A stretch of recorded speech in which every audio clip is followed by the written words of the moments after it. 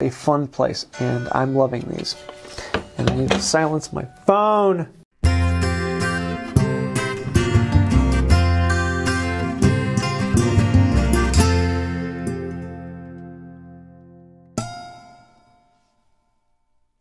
Hey y'all, I'm James Wright and welcome to my shop. A while ago I had a video on the wooden beam clamps, and Wildman Tech gave me a call and said, hey, I can make the parts for them if you make the wooden bodies. And I said, that'd be awesome. So if you want a chance to win one of these, or two of these, stay tuned to the end. Let's take a look at how I made these. Wildman Tech sent me the hardware kit for these clamps, and he had already primer coated them. And so I wanted to go through and actually paint them my shop blue. This was fairly easy. I just needed to tape off what I didn't want painted, and then I used this Rust-Oleum spray paint to do the work. And I just like the way it makes all my tools pop, and looks good on the wall. Now I want to start by making the handles for these clamps.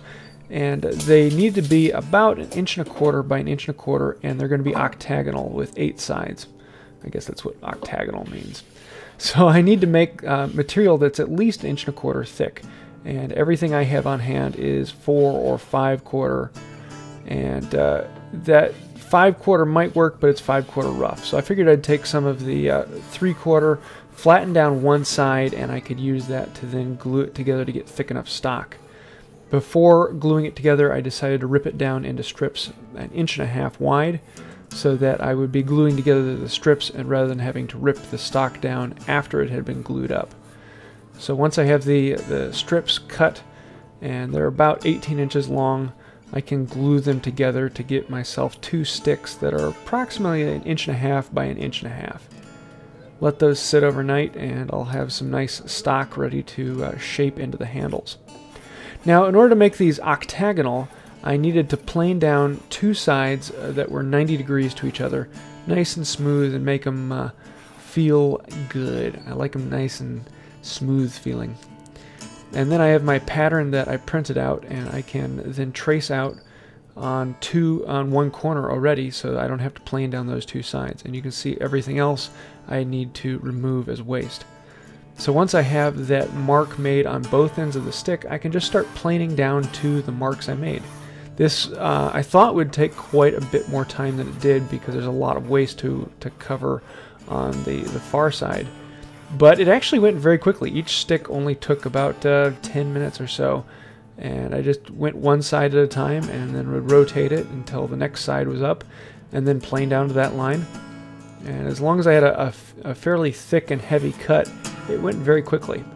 After taking a thick and heavy cut and hitting the line I was looking at, then I would come through with a smoothing plane and just finish off the sides, make them look pretty. And all it took was checking either end occasionally, and voila, I have a stick that's 8-sided. Now I have this stick, I need to cut it down to the length of the handle. It's about 4.5 inches long, or whatever feels good in your hand. Fairly straightforward with a bench hook.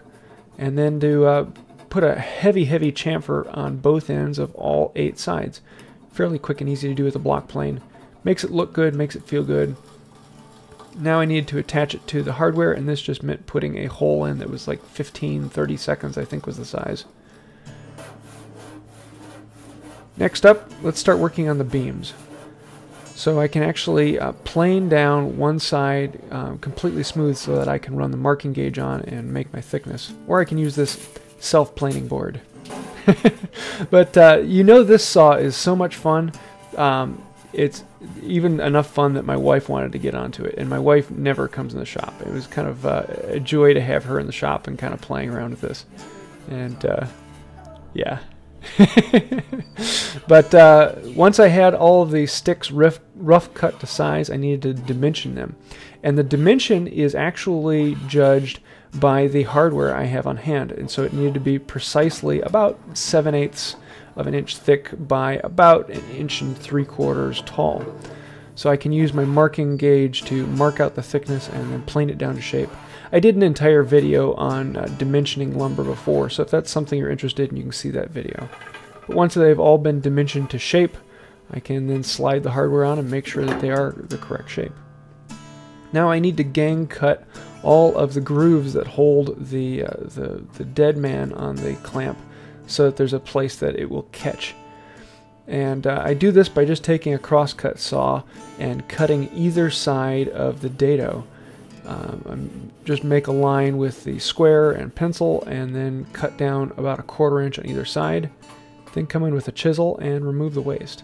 It's a really quick and simple process, and you get left with a really nice groove or a dado on either side. I put a chamfer down all of the corners, both lengthwise on the piece as well as on the end. Just makes everything look nice and gives it a good finished feel. On to the finish.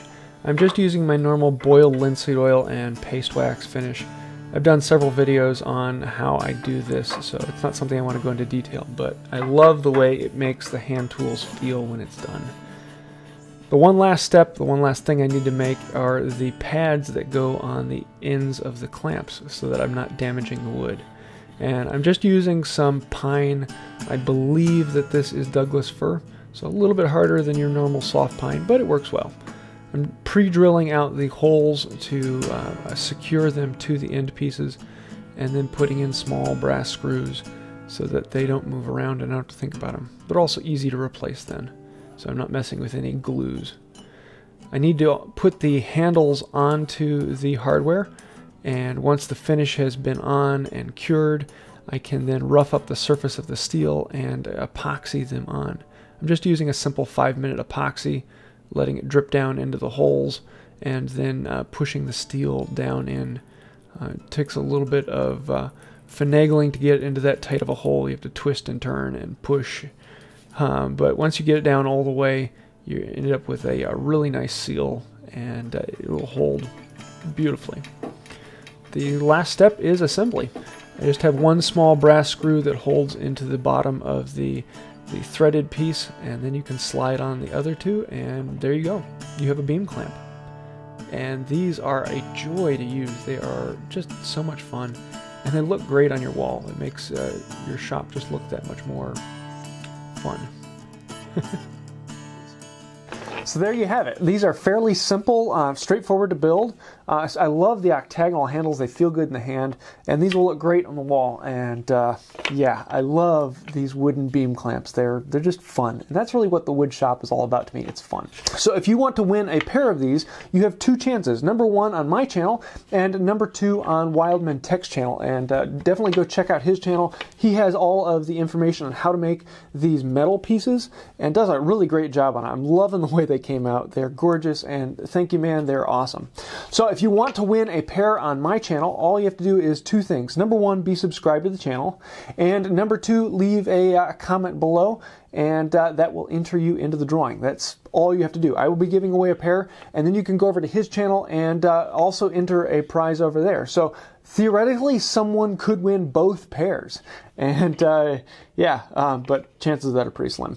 So mine are 30-inch clamps, and his are 42-inch clamps. So he has the longer pair that you can win on his channel, and the slightly shorter pair on my channel.